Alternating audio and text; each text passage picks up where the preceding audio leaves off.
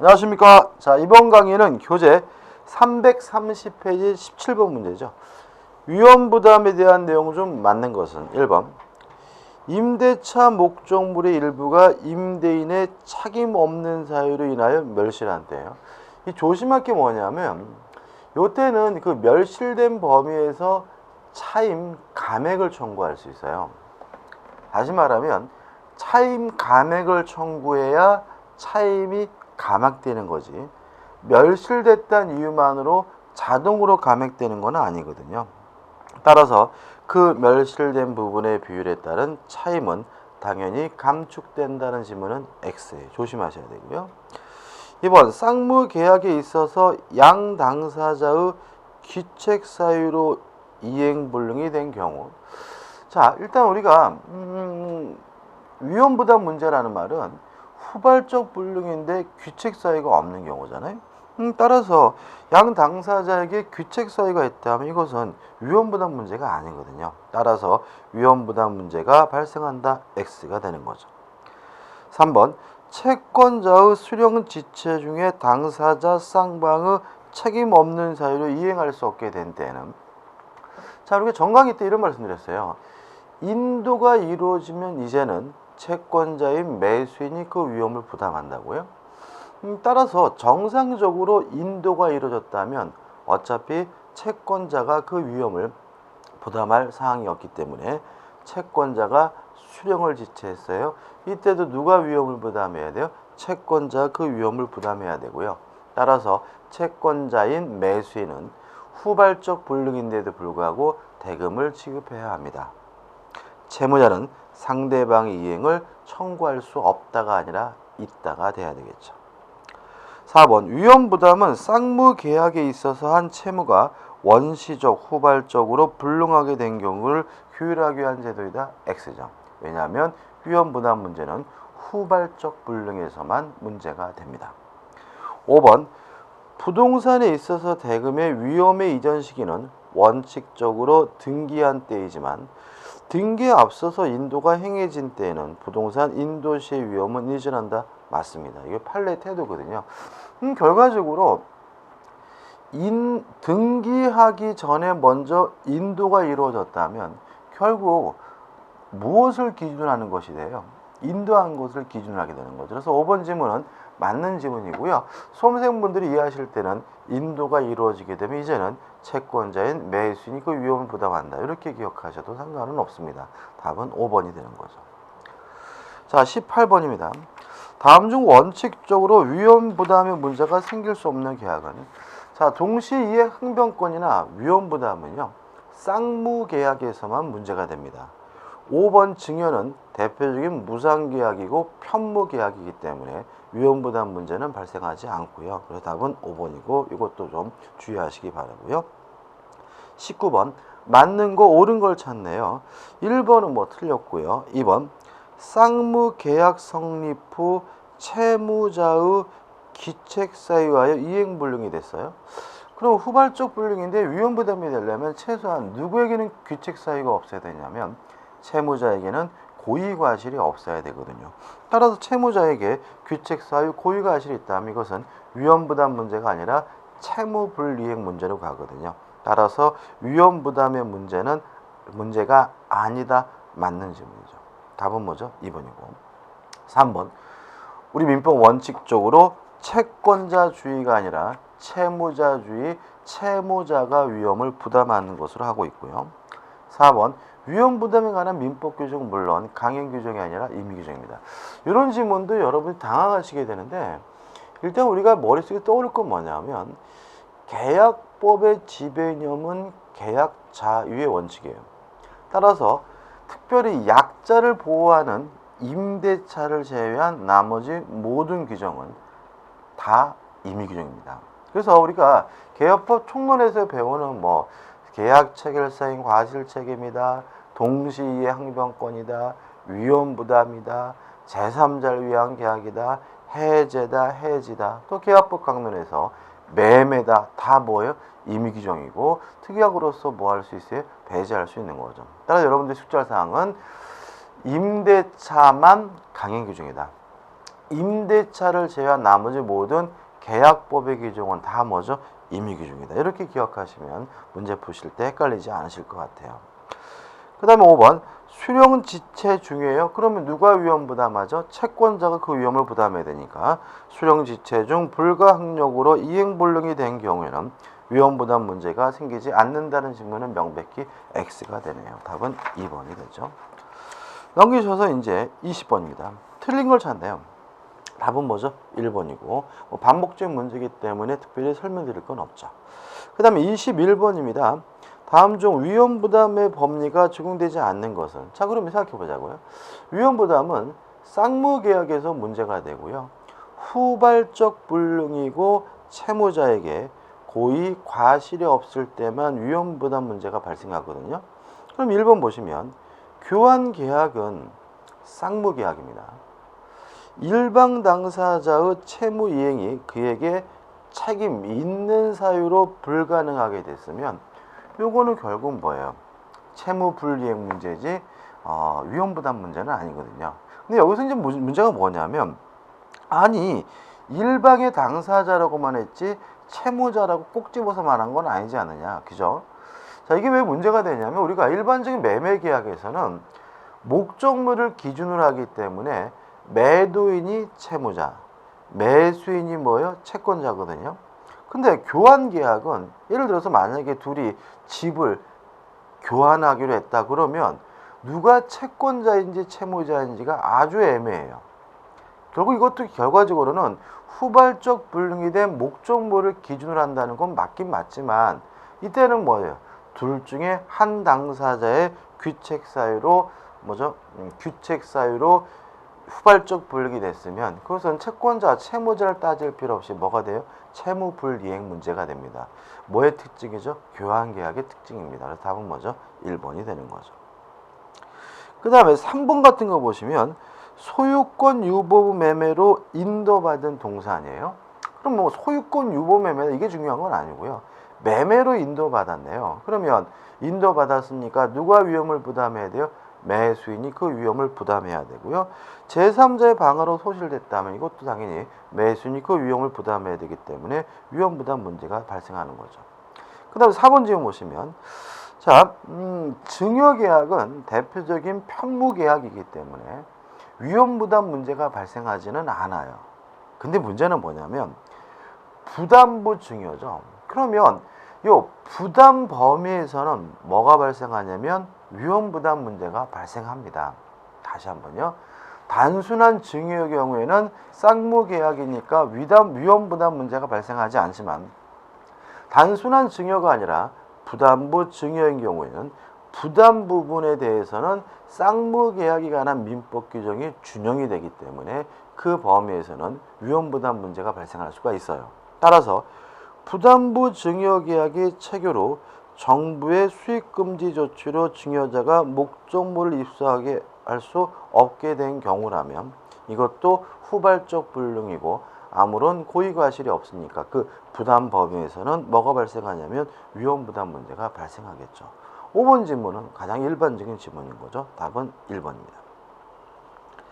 자, 22번부터 이제 제3자를 위한 계약에 나오네요. 일단 22번에 맞는 것을 찾는데 1번 질문도 아주 잘 나와요. 제3자의 수익의 의사표시는 계약의 성립 요건이다. X죠. 자, 계약은 유약자와 낙약자, 갑과 을 간의 의사의 합치만으로 성립하는 겁니다. 내가 그 돈을 받겠다 수익의 의사표시를 해야 계약이 성립되는 것은 아니기 때문에 1번은 X가 되고요. 조심하시기 바라고요. 2번 낙약자는 계약의 권리에 대하여 이 권리에 발생시킨 계약의 무효 또는 취소 효과를 주장할 수 없다. X죠. 자, 보상관계가 무효 취소가 되면 낙약자에 있는 병에게 뭐 할 필요 없죠? 이행할 필요가 없습니다. 3번 가장 대표적인 제3자를 위한 계약이 또 뭐가 있냐면요. 보험계약이 있어요. 예를 들어서 제가 생명보험에 가입했어요. 제가 어저께 대전에서 수업을 했는데 요새 전염병 때문에 그죠? 난리잖아요. 그죠? 그러니까는 우리 같이 강의하시는 그 교수님이 갑자기 생명보험을 가입해야 되겠다고 막 방방 뜨시더라고요. 그죠? 그래서 제가 뭐 하려 가입하냐 그랬더니 아니 내가 죽더라도 나 때문에 가족이 고통받으면 되지 않느냐. 내가 죽더라도 보험금을 가족이 받아야 되는 거 아니냐. 이렇게 말씀하시더라고요. 제3자를 위한 계약입니다. 다시 말하면 생명보험 계약을 하면 내가 죽는다 그래서 내가 돈을 받는 거는 아니고요. 누가요? 저의 가족이나 상속권자가 받는 거기 때문에 보험계약은 대표적인 제3자를 위한 계약이에요. 따라서 3번 타인을 위한 보험계약은 제3자를 위한 계약이 아니다. X가 되겠죠. 자, 근데 여기서 좀 생각해 볼 게 있어요. 이런 질문도 가끔 나옵니다. 제3자를 위한 계약에서 제3자는 반드시 현존하여야 한다라는 질문은 X예요. 아직 제3자가 존재하지 않더라도 제3자를 위한 계약은 가능해요. 예를 들어서 교육보험, 아이를 위해서 교육보험을 들려고 해요. 물론 그것도 뭐죠? 제3자를 위한 계약인데 그 교육보험은 아이가 아직 태어나지 않았더라도 뭐 할 수 있어요? 가입할 수가 있는 거거든요. 따라서 제3자가 아직 태어나지 않았더라도 현존하지 않았더라도 제3자를 위한 계약이 성립할 수 있음을 주의하시고 뭘 생각하시면 된다고요? 보험을 생각하시면 됩니다.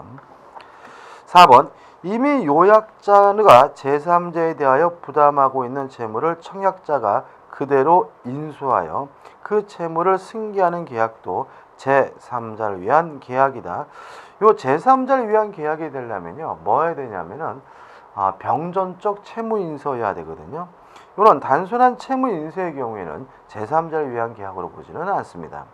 5번 제3자가 제3자의 권리가 발생한 후에는, 다시 말하면 제3자가 수익의 의사표시를 한 후에는 당사자는 이를 변경하지 못한다. 이건 어떻게 해요? 맞는 질문이죠. 다시 말하면 제3자가 수익의 의사표시를 한 후에는 임의적으로 계약의 내용을 변경시킬 수도 없고 소멸시킬 수도 없습니다. 답은 5번이네요. 자, 23번 옳지 않는 것을 찾습니다. 1번 계약 당사자 일방이 제3자에 대한 채무와 동일한 채무의 내용을 병전적으로 인수하여, 병전적 채무 인수는 제3자를 위한 계약이거든요. 따라서 직접 제3자에게 이행하기로 하는 약정은 제3자를 위한 계약이다. 맞는 질문이죠. 2번 부동산을 매매하면서 중도금 및 잔금은 매수인이 매도인의 채권자에게 직접 지급하기로 약정하였다면 이는 제3자를 위한 계약에 해당될 수도 있고요. 맞죠? 동시에 매수인이 매도인의 그 제3자에 대한 채무를 인수하는 병전적 채무 인수에 해당할 수도 있다. 같은 말의 반복입니다. 맞는 질문이래요. 3번 제3자를 위한 계약에서 제3자의 수익의 의사표시는 계약의 성립 요건이므로 X죠. 다시 말하면 요약자와 낙약자 간의 합의만으로 성립합니다. 제3자가 수익의 의사표시를 해야 계약이 성립되는 것은 아니기 때문에 성립 요건이다. X고요. 따라서 제3자의 의사에 반하여 채권자와 채무자가 계약을 체결하는 것은 불가능하다. 이것도 뭐죠? X가 되는 거죠. 뭐 제3자의 의사에 반해서 체결할 수 있지 않나? 예를 들어 가지고 제 처가 자동차를 가지고 싶어 하는 것 같아요. 그래서 제가 자동차 영업소에 가가지고 자동차 매매 계약을 하면서 그 차를 저의 와이프에게 등록해 주시오. 이렇게 계약을 했으면 뭐죠? 제3자를 위한 계약이거든요. 근데 제 와이프가 카톡이 왔어요. 당신이 진짜로 차 사면 나 친정 가버릴 거야 라고 막 방방 뜨더라도 저는 그 계약 체결하는 거 어떻게 해요? 가능한 거고요. 자동차 영업점 입장에서는 뭐죠? 신경 쓸 필요가 없는 거죠. 따라서 답은 뭐죠? 3번이 되는 거죠. 4번 제3자가 수익의 의사표시를 할 수 있는 지위는 일종의 형성권으로서 채권자 대위권의 객체가 될 수 있다. 맞습니다. 다시 말하면 수익의 의사표시는 승낙을 받지 않고 일방적으로 하는 것이니까 수익의 의사표시를 할 수 있는 권리는 형성권이고요. 이건 일종의 재산권적 성질을 띠게 됩니다. 따라서 제3자의 채권자는 그 사람의 수익의 의사표시를 할 수 있는 권리를 뭐 할 수 있겠어요? 대위 행사하는 것이 가능하겠죠. 5번 제3자가 수익의 의사표시를 한 후 계약의 당사자인 채권자의 채무자가 제3자의 권리를 임의로 변경, 소멸시키는 행위를 한 경우에 이러한 행위는 원칙적으로 제3자에 대한 효력이 없다. 맞습니다. 왜냐하면 수익의 의사표시를 한 후에는 임의적으로 계약의 내용을 변경시키거나 소멸시킬 수가 없기 때문에 그렇습니다. 자, 넘겨보시면 이제 심화 사례 문제가 나오죠. 1번입니다. A는 자기 토지 X를 B에게 보증금 1억 원의 임대차 등기 없이 임대하였다. 자, 1번 같은 문제는 우리 공인중개사 시험에서 언제든지 나올 수 있는 사례이기 때문에 반드시 정확하게 숙지하시고 이해하셔야 돼요. B는 이 토지에 대해 유익비 상한 청구 채권 1,000만 원을 가지고 있다. 이 토지가 임대차 기간 만료 후 A에서 C에게로 소유권이 이전되었다. A 시간에 보증금 등 채무 인수에 관한 약정이 없었다. C가 B에게 인도를 한 경우 다음 설문 중 옳은 것은? 자, 그럼 생각해 보자고요. 지금 B는 보증금 1억 원을 돌려달라고 요구할 수 있는 보증금 반환 채권을 갖고 있고요. 또 유익비를 제출했죠. 유익비를 달라고 요구할 수 있는 유익비 채권을 가지고 있는 거죠. 일단 이 보증금 반환 채권은 임대차라는 쌍무 계약으로부터 발생한 채권이니까 동시이행 항변권을 행사할 수가 있죠. 따라서 네가 나에게 보증금을 안 돌려주면 목적문 못 돌려주겠다라고 반환을 뭐 할 수 있어요? 거부할 수 있고요. 유익비는 목적물을 개량한 비용이니까 뭘 행사할 수 있겠습니까? 유치권을 행사할 수가 있겠죠. 그럼 이제 문제가 다 풀렸죠. 자, 유치권은 물권이기 때문에 모든 사람에게 주장할 수 있는 절대권이다. 제3자에게 대항할 수 있습니다. 따라서 C에게 유치권을 이유로 대항할 수가 있고요. 이에 반해서 동시이행 항변권은 채권의 권능 내용이지 물권이 아니기 때문에 제3자에게 뭐 할 수 없어요? 주장할 수는 없는 거예요. 따라서 옳은 것만 보면 되는데 2번 B는 보증금 1억 원에 대하여는 C에게 주장할 수 없고 왜요? 제3자에게 대항할 수 없으니까요. 유익비 1천만 원에 대하여는 유치권을 주장하며 C의 인도 요구를 거부할 수 있다. 이게 답이 되는 거죠.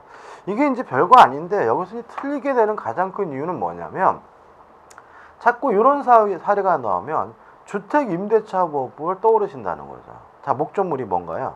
토지입니다.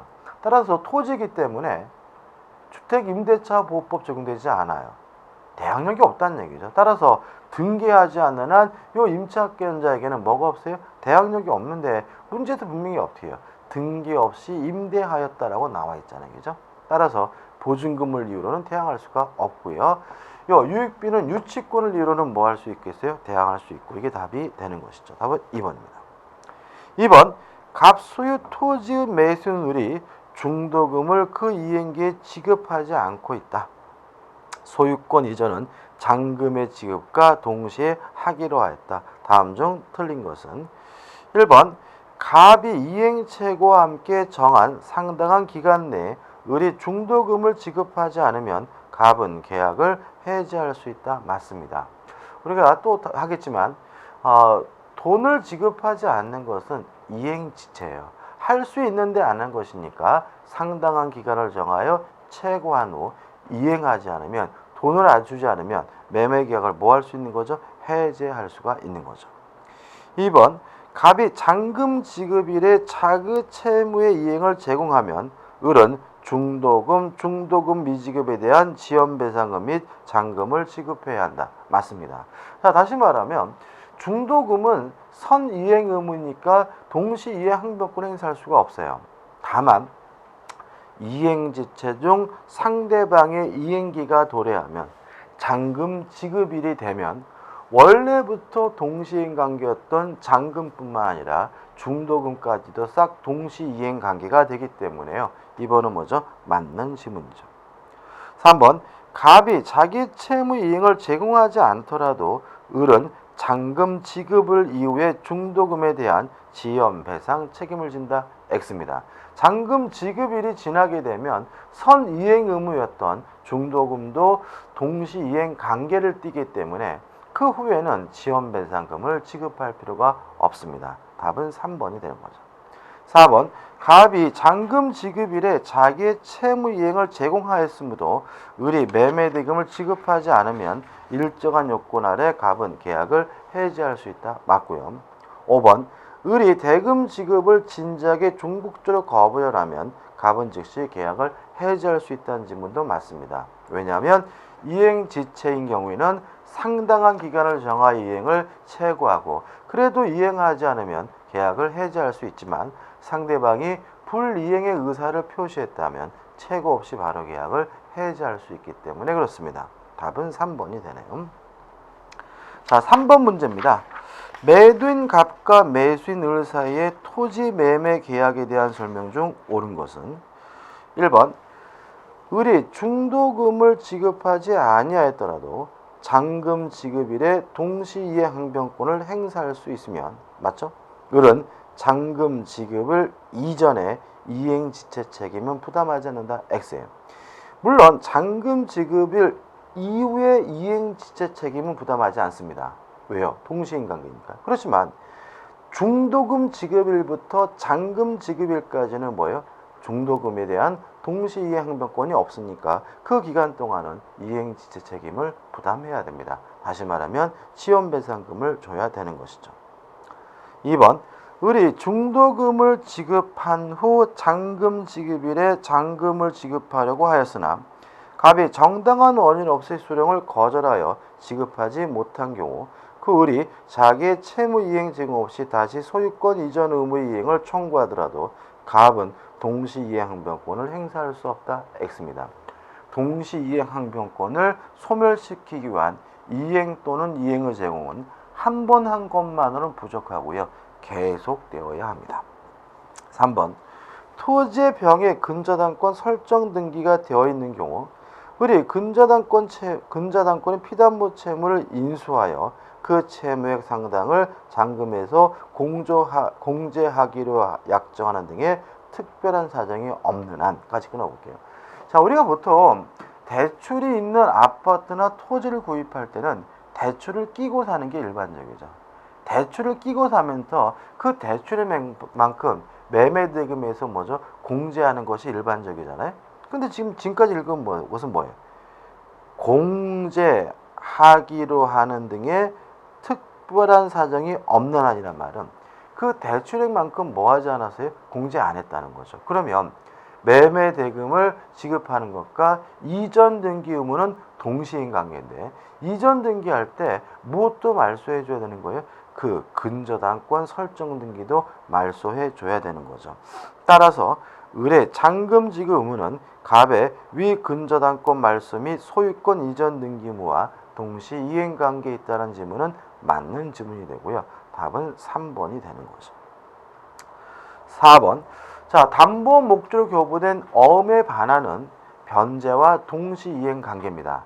그렇지만 무엇은 져야 돼요? 이행지체 책임은 져야 되기 때문에 4번은 이행지체 책임을 지지 않는다라고 되어 있기 때문에 뭐가 돼요? X가 되고요. 5번입니다. 갑이 을을 상대로 잔금과 그에 대한 지연 손해금을 청구하는 경우에 을이 명시적으로 동시이행 항변권을 행사하지 않았다면까지 끌어볼게요. 자, 동시이행 항변권이 만약에 소송에서 문제가 된다면 반드시 뭘 해줘야 돼요? 주장을 해줘야 되죠. 그렇지만 현실에서는 뭐 하지 않아도 돼요? 주장하지 않아도 존재하고 있는 것만으로도 이행지체 책임을 부담하지 않습니다. 따라서 명시적으로 동시이행 항변을 하지 않았더라도 이행지체 책임을 부담하지 않기 때문에 을의 잔금 지급 의무와 갑의 소유권 이전 등기 관련 서류 교부 의무가 동시이행 관계에 있더라도 을은 지체 책임 면할 수 없다는 질문은 뭐가 돼요? X가 됩니다. 답은 뭐죠? 3번이 되네요. 좀 질문들이 길죠? 길지만 그렇게 어려운 건 아니고요. 좀 꼼꼼히 좀 검토하셔서 여기 나와 있는 내용을 좀 정확하게 숙지하실 필요가 있는 부분이니까 어렵다고 짜증내지 마시고 끝까지 꼼꼼히 좀 보셨으면 좋겠네요. 자, 넘기시면 4번입니다. 갑 소유 갑 건물을 을에게 1억 원에 파는 매매 계약을 체결한 후 이행기 도래전이에요. 그러면 후발적 불능이네요. 낙내로 동건물이 소실되어 버렸어요. 그러면 후발적 불능이고 쌍방 모두에게 뭐가 없어요? 고의과실이 없죠. 그러면 위험부담이고 누가 위험부담합니까? 채무자가 부담하고요. 채무자가 부담한다는 말은 뭐라고요? 쌍방 모두 이행할 필요가 없다는 뜻이니까 3번. 자연력, 불가항력에 의한 이행불능이므로 갑은 채무를 면하게 되고 그것과 대가관계에 놓여 있는 을의 채무도 소멸하게 된다. 쌍방 모두가 이행할 필요가 없다. 요 3번이 맞는 지문이고 답이 되는 거죠. 자, 5번 문제입니다. 매도인 갑과 매수인이 계약을 체결하면서 그 대금을 병에게 지급하기로 하는 제3자를 위한 계약을 체결하였다. 다음 설명이 틀린 것은 자, 이게 전형적인 이게 문제입니다. 그래서 제가 앞에 요약 이론을 정리해 드릴 때도 요 사례 가지고 말씀드렸고 이게 뭐죠? 작년도 기출 문제죠. 자, 한번 보자고요. 을은 갑의 병에 대한 항변. 그러면 갑의 병에 대한 항변은 대가 관계죠. 그죠? 다시 한번 그려볼까요? 자, 이런 얘기죠. 갑이 을과 만나서 매매 계약을 하면서 을이 병에게 매매 대금을 어떻게 해요? 지급하기로 했다. 그러면 갑과 을 간의 관계는 보상 관계고 보상 관계에서 발생하는 모든 문제는 수익 관계 영향을 주고요. 병은 선이라 하더라도 뭐 받지 못했죠? 보호받지 못했잖아요. 근데 만약에 갑과 병 간의 관계는 뭐라고요? 대가 관계고 여기서 발생하는 문제는 수익관계에 아무런 영향을 미치지 않는다라고 말씀을 드렸죠. 따라서 을은 갑의 병에 대한 항변, 갑의 병에 대한 항변은 갑과 병 대가 관계에서 발생한 항변입니다. 병에게 대항할 수 있다 X고요. 답은 뭐죠? 1번이 되는 거죠. 이게 또 퇴근의 출제 경향인데 요 대가 관계에서 발생하는 문제는 수익 관계에 아무런 영향을 주지 않는다는 취지의 지문들을 자꾸 답으로 만들고 있으니까 주의하시기 바라고. 답은 뭐죠? 1번이 답이죠. 2번. 병이 수익의 의사표시를 한 후 을이 대금을 지급하지 않았다면 갑은 계약을 해지할 수 있습니다. 왜냐하면 채무 불이행을 이유로 한 해제는 임의적인 것이 아니니까요. 3번. 병이 수익의 의사표시를 하면 특별한 사정이 없는 한 을에 대한 대금 지급 청구권 확정적으로 취득한다. 맞고요. 그 다음에 4번. 자, 요 낙약자인 을은 병에게 수익 여부의 확답을 최고할 수 있고요. 만약에 최고 기간 내에 확답을 받지 못하면 수익을 거절한 것으로 간주가 되기 때문에 4번도 어떻게 해요? 맞는 지문이고요. 5번. 자, 해제가 됐을 때 원상회복은 계약의 당사자인 갑과 을이 할 문제지 병이 할 문제는 아니거든요. 따라서 을이 병에게 대금을 지급한 후 계약이 해제된 경우 특별한 사정이 없는 한 을은 병에게 대금의 반환을 청구할 수 없다. 을은 병에게 원상회복을 요구할 수 없다. 맞는 질문이 되는 거죠. 답은 뭐죠? 1번입니다. 자, 올해도 또 나올 겁니다. 나오는데 좀 어떻게 나오냐면 요 사실관계는 똑같이 나와요. 갑을 병은 똑같이 나오는데 다만 안에 있는 지문들을 어떻게 해요? 조금씩 바꿔서 출제하게 되니까요. 정확하게 이해하신 다음에 충분히 문제를 맞출 수 있을 것이라고 저는 굳게 믿습니다. 자, 6번 문제죠. A가 자기의 점프를 B에게 양도하고 B가 그 대금을 C에게 지급하기로 하는 계약이 A, B 간에 체결됐다. 그러면 이거는 여기서 갑을병이 아니라 뭐로요? A, B, C로 바뀐 것밖에 달라진 것이 없죠. 여기서 주의하실 것은 2번인데 C가 설립 중인 법인인 경우에는 계약은 유효하게 성립하지 아니한다. X예요. 자, 아까 문제에서 말씀드렸지만 수익자 제3자는 현존할 필요가 없거든요. 따라서 사람이면 아직 태어나지 않아도 상관이 없고요. 법인이면 아직 설립되지 않았더라도 상관이 없는 겁니다. 3번. C가 수익의 의사표시를 한 후 B의 채무불이행이 있으면 C는 손해배상을 청구할 수 있다. 맞죠? 수익자는 수익의 의사표시를 한 후에 이행을 청구하거나 아니면 손해배상을 청구하는 것이 가능합니다. 7번. 금전 소비대차 계약에 의하여 병에게 1억 원을 지급해야 되는 갑은 자기 소유의 대지 1원에 매수하는 을과 합의하여 을이 매매되는 병에게 지급하기로 하였다. 옳은 것을 찾네. 다시 또 이게 뭐예요? ABC가 아니라 갑을 병으로 바뀐 거죠. 그래서 제3자를 위한 계약은 사례가 굉장히 복잡한 것 같지만 반복적인 사례가 나오고 있으니까 걱정하지 않으셔도 되고요. 자, 1번. 갑이 합의 내용을 병에게 통지하면 병은 을에 대하여 매매대금 지급 채권을 취득한다. X예요. 병은 수익의 의사표시를 해야 내가 그 돈을 받겠다고 얘기를 해야 비로소 채권을 취득하게 됩니다. 2번 을은 갑과 병사의 계약이 무효예요. 갑과 병사의 계약이 무효다. 대가관계는 아무런 영향을 미치지 않으니까 무효라는 것을 알더라도 병의 지급 요구를 거절할 수 없다. 맞는 질문이죠. 답은 뭐죠? 2번이 되는 거죠. 3번 을이 병에게 매매대금을 지급하지 않으면 병은 매매계약을 해지할 수 있다. X입니다. 제3자 병은 계약의 당사자가 아니므로 해지할 수가 없고요. 4번 병의 권리가 확정된 후 갑이 착오를 매매계약을 취소할 수 없다. X입니다. 자, 물론 임의적으로 소멸시키지는 못하지만 착오나 사기 강박을 이유로 한 취소는 임의적인 것이 아니라 법률 규정에 의한 것이니까 가능한 것이고요. 5번 을의 병에 대한 대금지급 채무의 불이행을 이유로 갑이 매매계약을 해지하려면 병의 동의를 얻어야 한다. X입니다. 채무 불이행을 이유로 한 해제는 병으로부터 당연히 동의받을 필요는 없는 것이죠. 답은 2번입니다. 자, 이번 강의 여기까지 하고요. 다음 강의 때 이어가도록 하겠습니다. 감사합니다.